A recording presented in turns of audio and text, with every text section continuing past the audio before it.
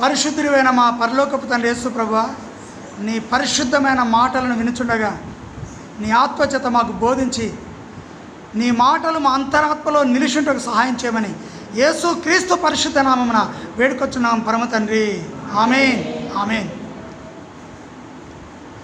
పరిశుద్ధ గ్రంథములో నుండి కీర్తన గ్రంథము 28వ అధ్యాయము చూడండి, 4వ వచనం చదవండి. 28:4. ఆమేన్, ఆమేన్, ఆమేన్. వారి క్రియలను బట్టి, వారి దుష్ట క్రియలను బట్టి వారు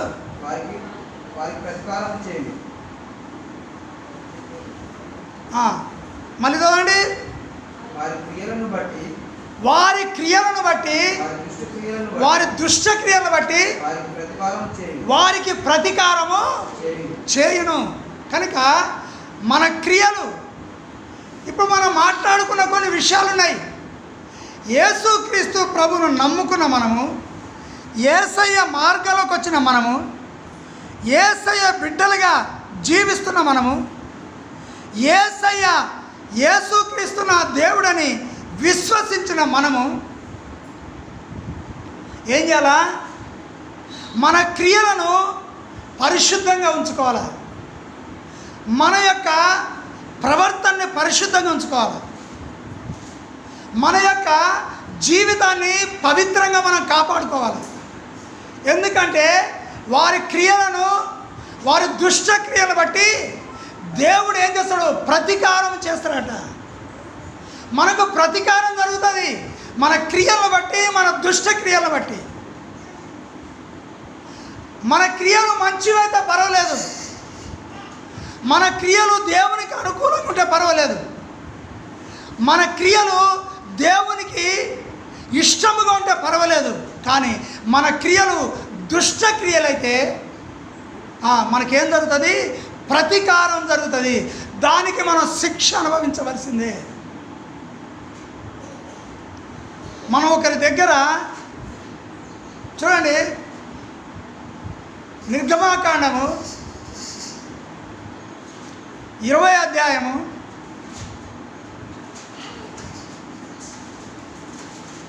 18వ వచనం చదవండి.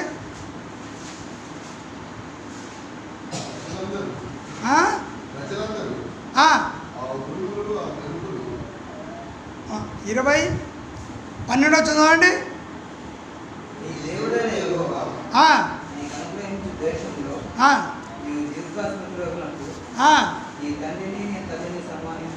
నీ తండ్రిని అంటే మన క్రియలు ఎట్లా ఉండాలి?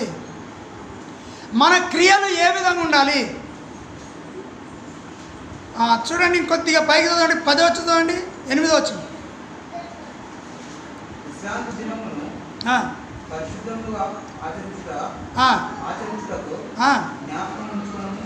విశ్రాంతి దినము అంటే ఆ దినాల్లో శనివారం విశ్రాంతి దినం. కానీ ఈ దినముల్లో మనకి విశ్రాంతి దినం ఏదంటే, యేసయ్య మన కొరకు చనిపోయి, శిలువ మీద చనిపోయి, ఆయన తిరిగి 3వ దినం లేచిండు. ఆదివారం దినం లేచిండు. ఆయన శుక్రవారం దినం చనిపోయిండు, ఆదివారం దినం లేచిండు. కనుక ఇప్పుడు మనకి విశ్రాంతి దినం ఏదంటే అది పరిశుద్ధ దినముగా ఎంచబడ్డది. పరిశుద్ధ దినమున, ఇప్పుడు విశ్రాంతి దినమున అక్కడ చదివితే మనం పరిశుద్ధ దినముగా ఎంచి దాని గురించి మనం తెలుసుకోవాలి. పరిశుద్ధ దినమున మనం పరిశుద్ధ దినమును పరిశుద్ధంగా ఆచరించుటకు జ్ఞాపకం ఉంచుకున్నాము. 6 దినములను కష్టపడి పనంతా చేయాలి. 7వ దినము నీ దేవుడైన యెహోవాకు విశ్రాంతి దినము. నీవైనను, కుమారుడైనను, కుమార్తెనను, దాసుడైనను, దాసి అయినను, నీ పశువులైనను, నీ ఇళ్ళలో పరదేశైనను ఏ పని చేయకూడదు. ఎప్పుడు? పరిశుద్ధ దినము. మీరు పని చేస్తారా? పని చేసే వాళ్ళు ఉన్నారు కనుకనే ఈ దేవుని మందిరానికి రావట్లేదు, ప్రార్థన రావట్లేదు. మరి పోయిన తర్వాత పని చేస్తారా? అసలు దినమంతా పని చేయొద్దట, మనం విశ్రాంతి తీసుకోవాలట. 6 దినాలు కష్టపడి ఉంటావు కాబట్టి 7వ రోజు విశ్రాంతి తీసుకోమంటే మరి మధ్యాహ్నం కూడా పనికి పోతాం. 100 రూపాయలు వస్తాయి కదా అని ఆ 100 రూపాయల పనికి పోతే పొద్దునంతా ఖాళీ ఉన్నాం కదా, మరి మధ్యాహ్నం ఏం చేస్తామని వెళ్ళాం అనుకో, అక్కడికి పోయినాక ఏదో ముళ్ళు గుచ్చుకుంటాం, లేకపోతే ఏదో సీస పెంగు గుచ్చుకుంటాం, లేకపోతే ఏదో పురుగు ముడుతుంది, విష పురుగు తేలి కుడుతుంది. డాక్టర్ని పిలిపి ఆర్ఎంపీని పిలిపి అంటే ఆయన వస్తాడు, వచ్చి ఒక ఇంజక్షన్ అవుతాడు, 200 రూపాయలు దొరుకుతుంది. 100 రాలేదా, ఇంకో 100 రూపాయలు.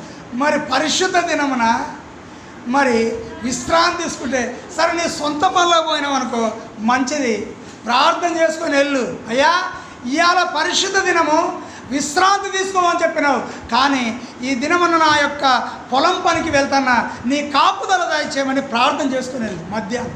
కానీ ఉదయకాలం నన్ను వెట్టి పరిస్థితిలో దేవుని మందిరములో కనపడాలి. ఆ యొక్క పరిశుద్ధ దినమును పరిశుద్ధంగా ఆచరించు. ఎట్లా ఆచరించాలట? నువ్వు ఆచరించాలా, నీ కుటుంబీకులు ఆచరించాలా, నీ దాసులు, నీ పనివారు, మరి నీ ఇంటికి వచ్చిన చుట్టం ఎవరైతే వాళ్ళు కూడా పని చేయొద్దు. నువ్వు ఆ చుట్టాలు వస్తారు ఏదో పని చేయదు, వాళ్ళు కూడా పని చేయొద్దు. ఆ రోజు సంతోషంగా దేవుని స్తుతించుకుంటా మంచిగా ఏదో కూర తెప్పించుకొని మంచిగా వండుకొని కుటుంబం అంతా కలిసి మంచిగా తింటే ఎంత సంతోషంగా ఉంటుంది. ఆయన అడిగిపోతాడు సెంటర్కి, ఏమో పొలం పనికి పోతే, పిల్లలేమో ఇంకో సెంటర్కి పోతారు, ఏనేసేది ఏనేస్తాడు, వాళ్ళు వేసేది వాళ్ళు వేస్తారు, ఏం పోయి పొలంలో చాకరీ చేసి ఏం చాకరీ చేస్తారు. అంటే ఒక్క విధంగా కలిసి లేరు కనుక ఇలాంటి పరిస్థితులు జరుగుతూ ఉంటాయి. అందుకే కుటుంబంలో రక్షింపబడ్డ వాళ్ళంతా కూడా మరి పరిశుద్ధ దినమును పరిశుద్ధంగా ఆచరించండి. ఇది పరిశుద్ధమైన దినము, ఆయన మందిరములకు వెళ్ళాలనే ఆలోచన కలిగి ఉండండి. ఇది చెయ్యాలి. చదువునైనా 6 దినములలో యెహోవా ఆకాశమును భూమియు సముద్రమును, ఆయన 6 దినముల్లో 5 దినముల్లో ఆకాశమును భూమిని అందులో సమస్తమును సృజించి కనుక ఈ 6 దినముల్లో కూడా ఈ సృష్టి అంతటి చేసిండు. 6వ దినాన మనుషులు చేసిండు, 7వ దినాన విశ్రాంతి పొందిండు. నేను విశ్రాంతి తీసుకున్నా కాబట్టి ఈ పరిశుద్ధ దినమున మీరు కూడా విశ్రాంతి తీసుకోవాలి. ఒకవేళ తీసుకోలేదనుకో దేవుని దృష్టిలో మీరేంటిది? దోషులే. అవునా కదా?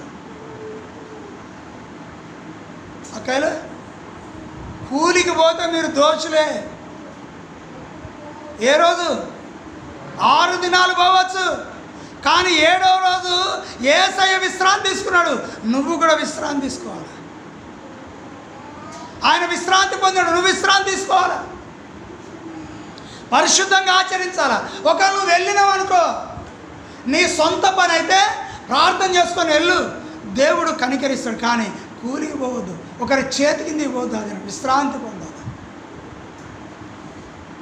మన మధ్యాహ్నం ఎవరు కూలి పిలుస్తారు? కూలికి ఎప్పుడు పోవాలా? పొద్దున రాకపోతే మధ్యాహ్నం పిలుస్తారా? నిన్ను పని అంతా అయిపోయినాక పిలవరు. అందుకే మధ్యాహ్నం ఎట్లాగో మీరు పోరు. మనకేం చేయాలా? ఇంటి దగ్గర నీ కుటుంబం కోసం ప్రార్థన చేసుకున్న సమయం. 6 దినములు సృష్టి అంతా చేసిండు, 7వ రోజున విశ్రాంతి తీసుకున్నాడు. కనుక మనము కూడా యేసయ్య మరణమును జయించి లేచిన దినమున ఆయన సన్నిధిలో మనం విశ్రాంతి పొంది దేవుని మందిరానికి వెళ్ళొచ్చి దేవుని స్తుతించి మహిమపరచాలి. అందుచేత యెహోవా విశ్రాంతి దినమును ఆశీర్వదించాడు కనుక దాన్ని ఎవరైతే పాటిస్తారో, ఎవరైతే దాన్ని అనుసరిస్తారో, ఎవరైతే ఆ దినమున దేవుని మందిరంలో ప్రవేశిస్తారో దేవుడు వాళ్ళను కూడా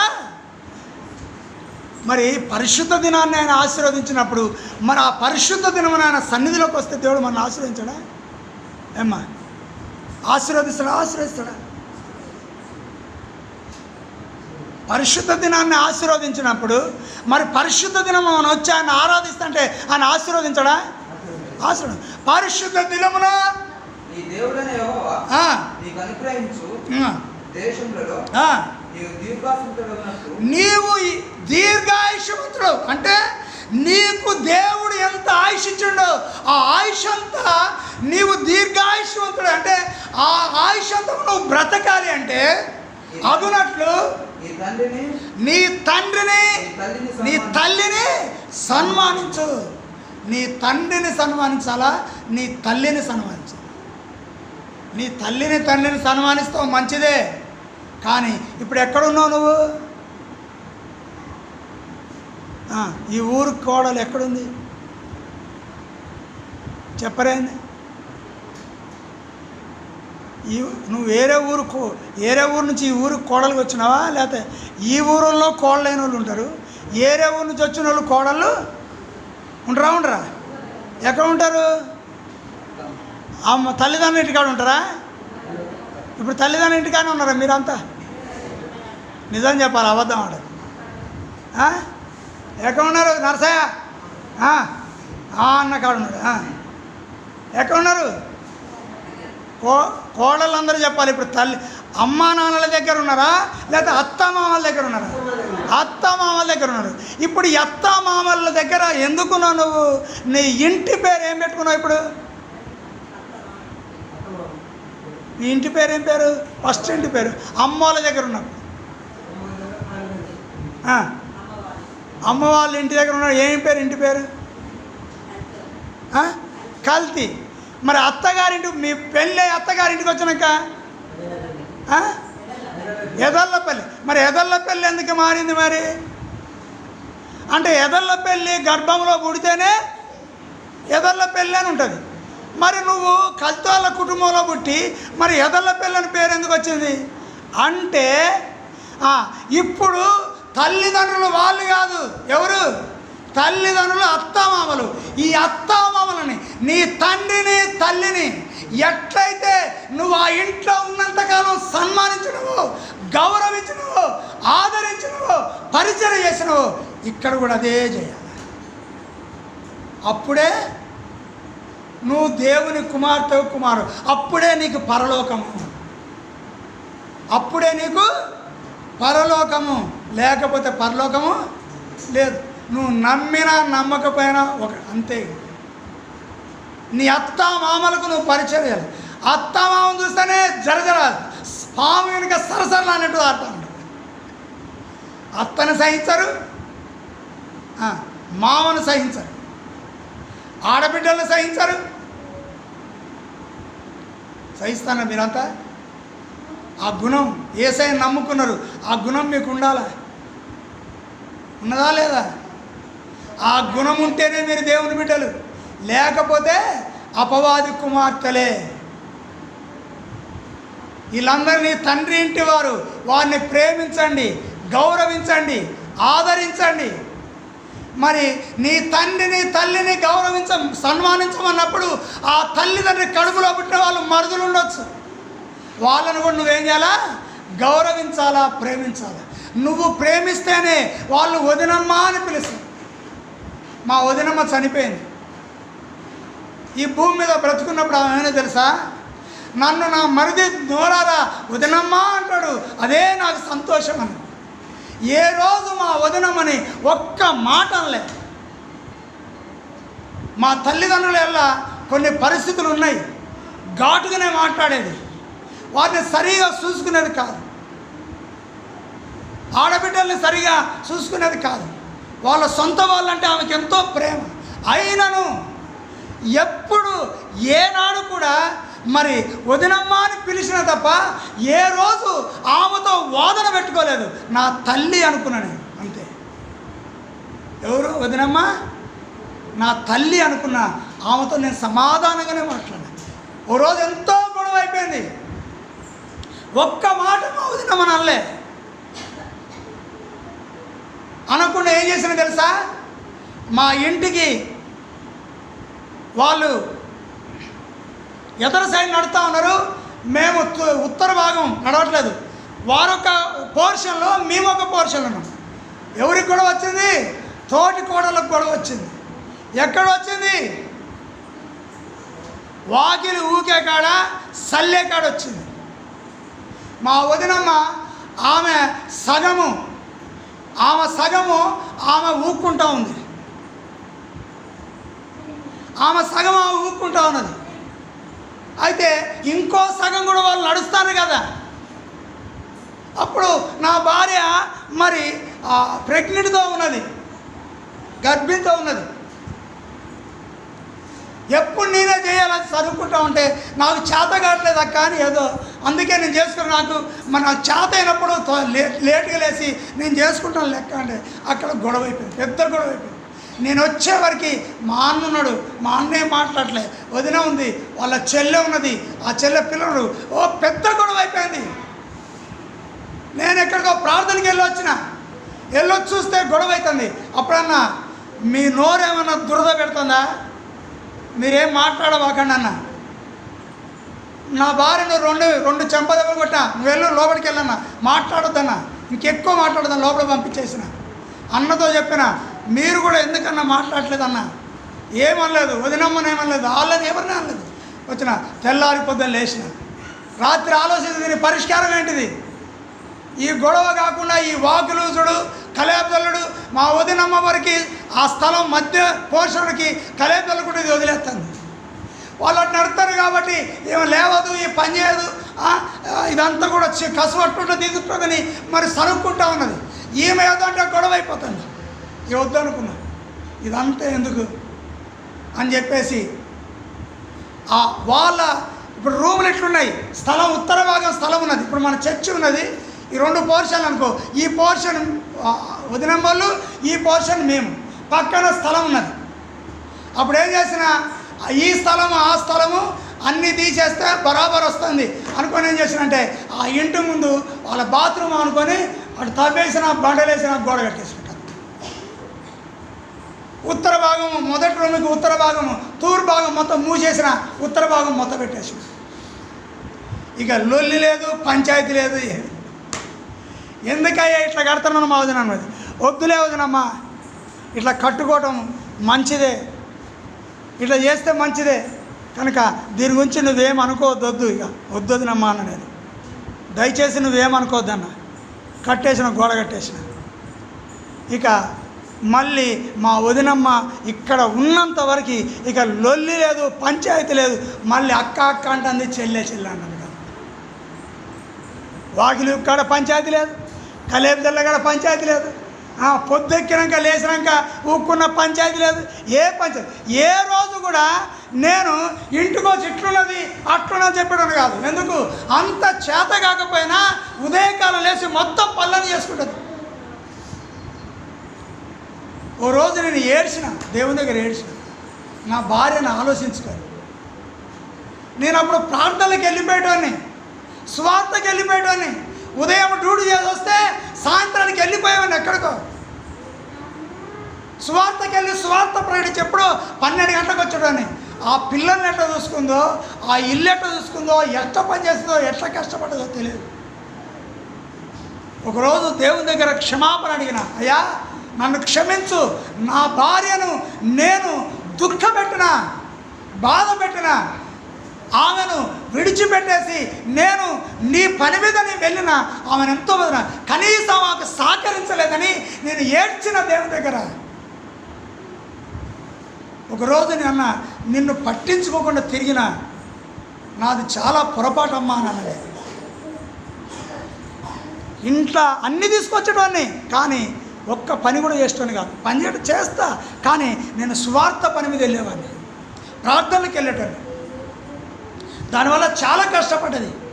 అందుకే ఈనాడు ప్రతి వాళ్ళు చెప్తూ ఉంటా, దయచేసి మీ భార్యలకు తోడ్పడండి. నేను మూర్ఖుడిగా ప్రవర్తించడానికి కొంతమందితో నేను కొన్నిసార్లు సందర్భం వచ్చినప్పుడు చెప్తూ ఉంటా, మీరు మన పని మనం చేసుకునేందుకు సిగ్గేంటిది? సిగ్గానా? అవసరం లేదు, మన పని మనం చేసుకోవాలి. ఇప్పుడు భర్త ఎంతో భార్య కూడా అంతే అని దేవుడు చెప్పాడు. సమానులే. కానీ ఎప్పుడు భర్త నిన్ను ఏలతాడు అన్నాడంటే, అవ్వ అపవాది మాటలు, సర్పం మాటలు విని దేవుని ఆజ్ఞను అతిక్రమించి ఆ ఫలములు తిన్నందువల్ల అప్పుడు దేవుడు అన్నాడు కదా, నీ గర్భవేదన హెచ్చిస్తానా, నువ్వు పిల్లల్ని కన్నప్పుడు వేదనతో కంటావు, అప్పుడు నీ భర్త, నువ్వు కన్నప్పుడు నీ భర్త ఎలా నీకు వాంఛ కలుగుతుంది, అతడు నిన్ను ఏలును అన్నాడు. అంటే అప్పుడు సమానుడిగానే ఆదాముకు సమానురాలుగానే మరి దేవుడు ఆమెను చేసిండు. కానీ ఆమె చేసిన పొరపాటును బట్టి, తన భర్తను కూడా చెడగొట్టిన దాన్ని బట్టి, ఇదిగో నీ మీద నీ భర్తని ఏలికగా పెడతానా అన్నాడు. అందుకే ఇప్పుడు భార్యల్ని భర్తలు ఏళ్తూ ఉంటారు. వెళ్తారా ఏళ్ళరా? ఏమ్మా ఏళ్తారా ఏళ్ళరా?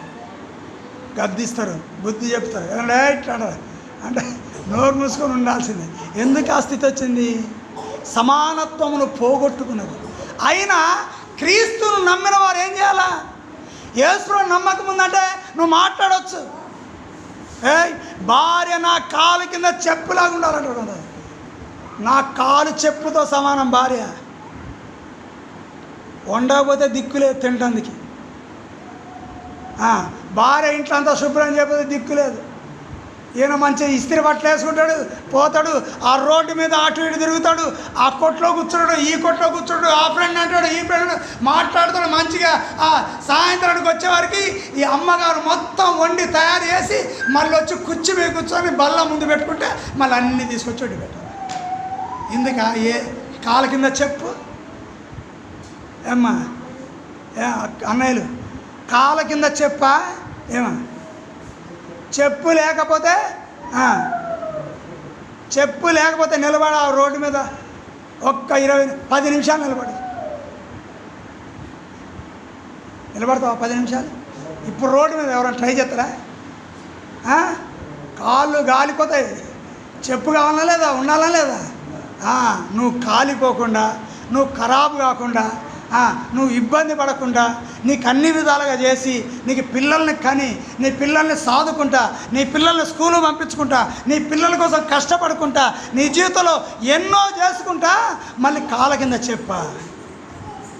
ఇన్ని చేస్తా అంటే నువ్వు లాయర్ తిరిగి వచ్చినట్టు, ఏది ప్రధానమంత్రి తిరిగి వచ్చినట్టుగా తిరిగి వస్తావు, ముఖ్యమంత్రి తిరిగి వచ్చినట్టు తిరిగి వస్తావు. ఇంట్లో మొత్తం పిల్లల్ని చూసుకోవాలి, అన్నీ చూసుకోవాలి, పనులన్నీ. ఇంట్లో ఏదన్నా కొంచెం చికాకు కనపడదు అనుకో, అక్కడ కౌసం ఏంటిది ఇది, ఈయన వచ్చి చేసినట్టుగా. ఇదేనా సమానము? ఏక శరీరమైనారు అన్నాడు దేవుడు. భార్య భర్తలు ఏమైనారు? పంచుకోండి. నీ భార్యకు ఒంట్లో బాగాలేకపోతే నువ్వు పని చేయి, కష్టపడు, ఇంటి పనులని చేయి. అది చేసినప్పుడు దేవుడు నిన్ను అంగీకరిస్తాడు. నీ తండ్రిని తల్లిని సన్మానింపము.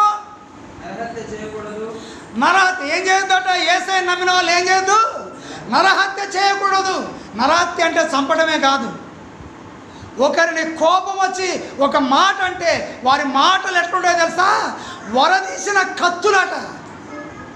సానబట్టే కత్తులు ఉంటుంది చూడు, అది ఇట్లాంటి బ్లేడ్ ఉంటుంది, ఇలా కోస్తే అది ఎంత గట్టి సరం అట్లా దిగిపోద్ది. అంటే ఓ తల్లి, అమ్మా ఆపు నిద్ర, ఓ కళ్ళు కడుకొచ్చుకోపో. కనుక మరి ఆ వారి మాటలు అంటే కత్తుల్లాగుంటాయి, వరదీసిన కత్తుల్లాగుంటాయి. అందుకే నరహత్య చేయకూడదు. వారు మాట్లాడే మాటలు వింటే ఆ కోడలు పై ఉరిపెట్టుకొని చచ్చిపోద్ది. అంతే. ఆ కోడల మాటలు వింటే ఆ అత్తపై ఉరిపెట్టుకొని చచ్చిపోద్ది. ఆ మాటలు వింటే మరుదులపై ఉరిపెట్టుకొని చావాల్సిందే. ఆడబిడ్డలు మాట్లాడే మాటలు కోడలు చూస్తే ఆ కోడల ఉరిపెట్టుకొని చావాల్సిందే. అంత కఠోరంగా ఉంటాయి వాళ్ళ మాటలు, అంత భయంకరంగా ప్రవర్తిస్తూ ఉంటారు. అందుకే నరహత్య చేయకూడదు. నీ మాటలతో హత్య చేయొద్దు.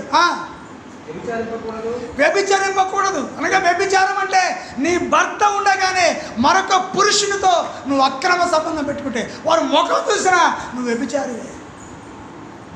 వ్యభిచారం. పెళ్ళి కాకుండానే వారి శరీరాలు పాడు చేసుకుంటారు కొంతమంది. కాలేజీల్లో ఎక్కడెక్కడో పోయి, ఏ స్థలాలకు పోయి, మరి ఎక్కడెక్కడో మీటింగ్లో పోయి, లేకపోతే ఏమో చెప్పే ఏదో అమ్మాయి ఒక మాట చెప్పిపోతుంది, ఇక్కడ ఇంటికాడ ఇంకోటి మాట చెప్తూ వాళ్ళు ఎక్కడో కలుసుకుంటారు, శారీరకంగా చెడిపోతారు. దాన్ని వ్యభిచారం ఉంటారు. వ్యభిచారము చేయవద్దు, దొంగిలింపకూడదు, దొంగతనాలు చేయకూడదు, నీ పొరుగువాని మీద నీ పొరుగు వాని మీద అబద్ధ సాక్ష్యం పలకవద్దు, నీ పొరుగువాని ఇల్లు ఆశింపకూడదు, నీ పొరుగు వాని ఇల్లు ఆశించవద్దు, నీ పొరుగువాని భార్యనైనను, నీ పొరుగు వాని భార్యనైనను, అతని దాసినైనను, అతని దాసినైనను, తన ఎద్దునైనను, తన గాడిదనైనను, నీ పొరుగు వానిదగు దేనిదైనను నీవు ఆశింపకూడదని చెప్పాను. ఆశించొద్దు. నీ పొరుగు వాంది ఏదైనా నువ్వు ఆశించొద్దు. ఇప్పుడు చెప్పండి, ఓటుకు 1000 రూపాయలు ఇచ్చాను. ఇప్పుడు ఎవరిది? మీ భర్త ఇచ్చిండ్రా? మీ అమ్మ నాన్న ఇచ్చిండ్రా? మీ అత్త మామ ఇచ్చిండ్రా? నీ అన్నదమ్ములు ఇచ్చిండ్రా? నీ అక్క చెల్లెలు ఇచ్చిండ్రా?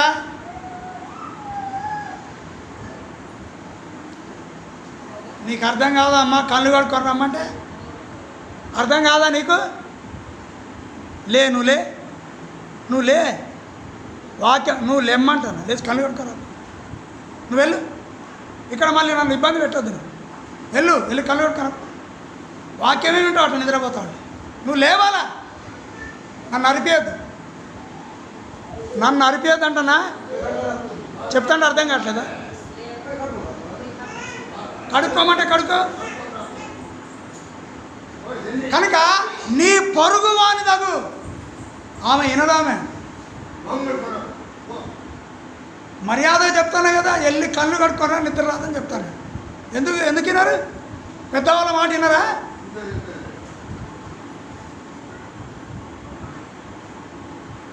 పెద్దవాళ్ళ మాట ఇంట్లో నేర్చుకోండి.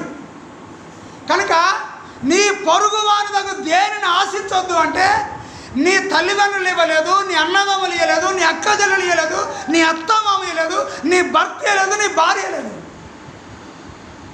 ఎవరో ఓటేయండి నాకేయండి అని డబ్బులు ఇస్తే 1000 రూపాయలు తీసుకుంటే అదే నేరము, లంచం. అది లంచం తీసుకోవడం తప్పు. నీ పొరుగు వాంది ఆశిస్తున్నావు కనుక నువ్వు దేవుని రాజ్యానికి హక్కుదారులో కాదు. ఇవన్నీ కూడా మనం చేసే తప్పులు అని ఇక్కడ దేవుడు వివరిస్తా ఉన్నాడు. మోషతో చెప్తాడు ఈ మాట. చెప్తాను, నీ పొరుగు వానితో దేనినైనా నీవు ఆశింపకూడదని వారితో చెప్పాను. దేవుడు చెప్పిన మాట మనం తప్పకుండా దేవుని యొక్క మాటలు అర్థం చేసుకొని ఆ వాక్యానుసారంగా మన జీవితాన్ని కట్టుకోవాలి. ప్రియమైన దేవుని బిడ్డలారా, యేసుక్రీస్తును బట్టి మన జీవితంలో మనం ఏం చేస్తాము? మీ క్రియలను, మీ దుష్ట క్రియలకు ఏం కలుగుతుందట? ప్రతిఫలం కలుగుతుంది. అందుకే మన క్రియలు ఏ విధంగా ఉన్నాయి? మన పొరుగు వాంది ఏది కూడా మనం ఆశించొద్దని దేవుడు చెప్తాడు కనుక మనము ఆశించొద్దు, ఆశపడద్దు. దయచేసి ఈ మాటను మీరు నెరవేర్చాలని నేను మీకు వందనాలు చెప్తా ఉన్నా. ప్రజలందరూ తీసుకుంటారు, మనం తీసుకుంటే ఏమైందని ఎట్టి పరిస్థితిలో దేవుని బిడ్డలు ఆ యొక్క మోసపు, ఆ యొక్క అక్రమ డబ్బుకి దయచేసి మీరు లొంగొద్దు. మీరు దేవునికి పొరుగు వాంది మీరు ఆశిస్తున్నట్లు దేవుని యొక్క ఆజ్ఞల్లో ఇది కూడా ఒక ఆజ్ఞే. నీ పొరుగు వాని దగ్గర ఏది కూడా ఆశించొద్దని. నా జీవితంలో నా యొక్క కుమారులకు నయా పైసా కట్టం తీసుకోలే, నా మగపిల్లలకి. ఎందుకు? నీ పొరుగు వాంది ఆశించొద్దని దేవుడు చెప్పిండు, నేను తీసుకోలేదంటే. కట్టం గురించి మాట్లాడలేదు. అంతేకాదు, నా యొక్క ఆడపిల్లలకి వివాహం జరిగేటప్పుడు వారు కట్టం అడిగారు, వారు అడిగింది ఇచ్చినని. కానీ ఫంక్షన్ చేసేటప్పుడు కట్నాలు కానుకలు మీరు తీసుకొని రావద్దు, వచ్చి భోజనం చేసి వెళ్ళండి అని పెద్ద అక్షరాలతో రాయించిన కార్డు మీరు. ఎందుకు? పొరుగు వాంది ఆశించొద్దని. ప్రియమైన దేవుని బిడ్డలారా, ఎవరిదిగా చెప్పిన పిల్లలకి ఫంక్షన్ జరిగేటప్పుడు, అన్ని ఫంక్షన్లకి, మ్యాచ్ల ఫంక్షన్లకి, పుట్టినరోజులకి, తర్వాత మరి పెళ్ళిళ్ళకి ఒక నయా పైసా కట్టం తీసుకోలే. కారణం ఏంటిదంటే, పిల్లలు చెప్పిన ఎవరైనా మీ చేతిలో 100 రూపాయలు 200 పెట్టేందుకు వస్తే మీరు వద్దని చెప్పాలమ్మా. అదే అన్న చేశారు. ఆశించలేదు. కనుక మన క్రియలు దుష్టక్రియలైతే ఆ దుష్టక్రియలు ప్రతిఫలం కలుగుతుంది, మంచి క్రియలైతే మంచి క్రియలు కూడా ప్రతిఫలం ఉన్నది. నరకము పరలోకము, దుష్టక్రియలకు నరకము, మరి మంచి క్రియలకు పరలోకము. ఇది నీ జీవితంలో పొందాలా, నీ జీవితంలో పొందాలి.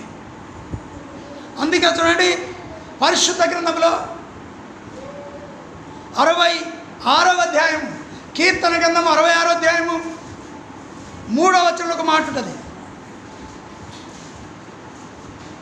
66:3 ఈలాగు దేవునికి స్తోత్రం చెల్లించుడి, నీ కార్యములు భీకరమైనవి,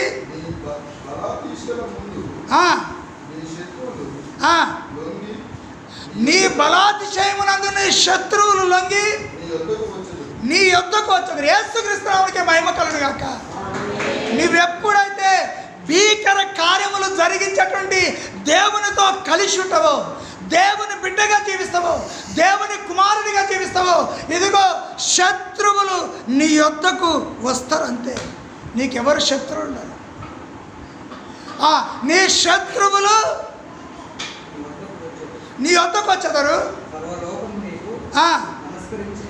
ఆమేన్. యేసుక్రీస్తు నామమునకే మహిమ కలుగును గాక. సర్వలోకము నీకు నమస్కారం చేసి నిన్ను కీర్తిస్తుంది. అందుకే నీవు ఆ డబ్బులు తీసుకోకుండా ఒకరిని ఓటు వేస్తే ఆ అధికారి ఏం చేస్తాడు? ఏం చేస్తాడు? నిన్ను కీర్తిస్తాడు. అంతే. నిజంగా వాళ్ళు యేసయ్య బిడ్డలయ్యా. యేసయ్య బిడ్డలు యథార్థవంతులు అంటారు కదా, నీతిమంతులు అంటారు కదా. నిజంగా వారు నీతిగానే బ్రతుకుతారయ్యా. వాళ్ళని ఒకవేళ మనం ఏదైనా అన్నా కూడా మనకి ఏదో శిక్ష వస్తుంది, శాపం వస్తుంది. మన శత్రువులు కూడా మనల్ని ఎత్తుక్కుంటూ మన దగ్గరకు వచ్చి మనల్ని కీర్తిస్తారట. అంటే అలాంటి భీకర కార్యములను దేవుడు మన పట్ల చేస్తాడా చేయడా? చేస్తాడా చేయడా? చెప్పాలా మీరు? చేస్తాడు. ఆయన భీకర కార్యములు మన పట్ల చేస్తాడు. అది మనం గుర్తుపెట్టుకోవాలి. కనుక ప్రేమేంద్రులారా, ఆ విధంగా మనం ఎప్పుడు ఉండగలుగుతామో అదేదైనా సరే మన పొరుగు వాంది మనం ఎన్నడూ ఒక నయా పైస కూడా మనం ఆశించకుండా ఉన్నప్పుడే మనము దేవుని యొక్క సర్వోన్నతుడైన దేవుని యొక్క కుమారులము. 99వ అధ్యాయము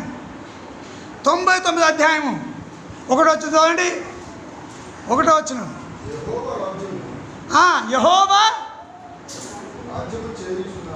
యెహోవా రాజ్యము చేయుచున్నాడు, జనములు వణుకును, ఆయన కెరూబుల మీద ఆసీనుడైనాడు, భూమి కదులును, సియోనులో యెహోవా సియోనులో యెహోవా మహోన్నతుడు. ప్రియమైన దేవుని బిడ్డలారా, ఇదిగో ఆయన సెలవిస్తున్న మాట మళ్ళీ మొదలు వచ్చేదండి. కనుక ప్రియమైన దేవుని బిడ్డలారా, యెహోవా రాజ్యము చేస్తా ఉన్నాడు. ఆయన గొప్పవాడు, శక్తిమంతుడు, సర్వశక్తిమంతుడు, ఆయన జీవం గల దేవుడు. కనుక అంత గొప్ప దేవుని బిడ్డలమని పిలువబడుతున్న మనము ఈ పనికి మాలిన దానికోసం ఆశపడి మనం ఎందుకు దేవుని నామమును దూషణ పాలు చేస్తున్నాం? క్రైస్తవ సంగమా, క్రైస్తవ బిడ్డలారా, యేసు ప్రభువును నమ్ముకొని జీవిస్తున్న వాళ్ళరా, యేసు ప్రభు మహోన్నతుడని, యేసు ప్రభు శక్తిగల దేవుడని, యేసు ప్రభు సృష్టికర్తని, ఆయన సర్వోన్నతుడైన దేవుడని, ఆయనకు అసాధ్యమైంది ఏది లేదని, ఆయన భీకరుడైన దేవుడని, ఆయన ఏదైనా చెయ్యగలడని చెప్పే నీవు, సాక్ష్యం ఇచ్చే నీవు, గణపరిచే నీవు, మహిమపరిచే నీవు, ప్రార్థన చేసే నీవు, ఈ పనికి మాలిన ధనము కోసము, నీ పొరుగు వారు నీకు ఇచ్చే ఓట్ల కోసం ఇచ్చే ఈ యొక్క ధనాన్ని నువ్వు ఆశించి నువ్వు దేవుడి, ఇంత గొప్ప దేవుడైన దేవుని దృష్టిలో నువ్వు నేరస్తుడిగా ఉంటావా? ప్రజల దృష్టిలో నీవు కీర్తి పొందవద్దా? ప్రజలు నిన్ను అపకీర్తి పాలు చేస్తారు. వారు యేసుని నమ్ముకున్న బిడ్డలేనాయా, ఇదిగో ఓటుకు 1000 రూపాయలు తీసుకున్నారు, నిందిస్తారు. కీర్తించడం కాదు. అబ్బా యేసుని నమ్ముకున్న బిడ్డలు 1000 రూపాయలు సంపాదించి ఎంత గొప్పోళ్ళయ్యా అని మిమ్మల్ని కీర్తించరు. ఏం చేస్తారు? నిందిస్తారు. అదే తీసుకోకపోతే నీ శత్రువులు కూడా నీ దగ్గరకు వచ్చి నిన్ను శత్రువుగా భావించే వాళ్ళు నీ దగ్గరకు వచ్చి ఏం చేస్తారు? నిన్ను ఏం చేస్తారు? కీర్తిస్తారట. లోక నివాసులందరూ నిన్ను కీర్తిస్తారట.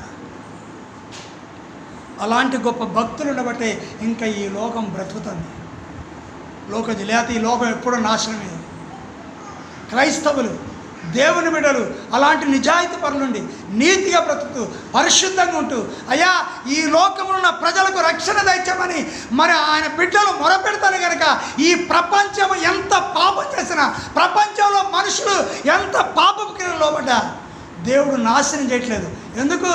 దేవుని బిడ్డల యొక్క ప్రార్థన. మరి ఈ సమయమందు నీ జీవితాన్ని దేవుడు ఏ వాగ్దానములను కట్టడంలో మనకి ఇస్తాడో ఆ మాటల ప్రకారంగా జీవిస్తే నువ్వు ధన్యుడవు, ధన్యురాలు. మోకరించు, ప్రార్థన చేద్దాం. మోకరించండి. పరిశుద్ధుడివైన మా పరలోకపు తండ్రి, ప్రియమైన దేవుని బిడ్డలారా, ప్రార్థించడానికి ముందు ఒక్కసారి ఆలోచించుకో. నీవు నీ పొరుగువాన్ని ఆశించకుండా జాగ్రత్త పడు. నీ తల్లిదండ్రులను సన్మానించుము. నువ్వు ఏ ఇంటిలో నివసిస్తున్నావో సన్మానించు, గౌరవించు, పరిచర్య చేయి. దేవుడు అందరిని బట్టి నిన్ను దీవిస్తాడు. అట్టి జీవితాన్ని స్థిరపరచుకో. ప్రార్థన చేద్దాం. పరిశుద్ధుడైన మా పరలోకపు తండ్రి, యేసుక్రీస్తు ప్రభువా నీ పవిత్ర పాదముల కొందనములు, నీ పరిశుద్ధ నామమును కొందనా చెల్లిస్తున్నాం. మీరు మాతో మాట్లాడుతున్న మాటలు మా అంతరాత్మలో నిలిచి నీ వాక్యానుసారంగా జీవించండి. గొప్ప భాగ్యం దయచండి. ఈ గ్రామంలో ఉన్న నాయన అన్యజనులకు రక్షణ దయచండి. నీ మార్గములు విడిచిపెట్టిన వారికి రక్షణ దయచండి. నీతిమంతులుగా మార్చబట్టడానికి నీ గొప్ప భాగ్యం దయచండి. నాయన ఈ స్థలములో మోకరించిన బిడ్డలందరినీ కూడా ఆదరించండి. నాయన నీ వాక్యానుసారంగా వారి జీవితాన్ని కట్టుకుంటూ సహాయం చేయమని యేసు క్రీస్తు పరిశుద్ధ నామమున వేడుకొచ్చున్నాం పరమ తండ్రి. ఆమేన్, ఆమేన్.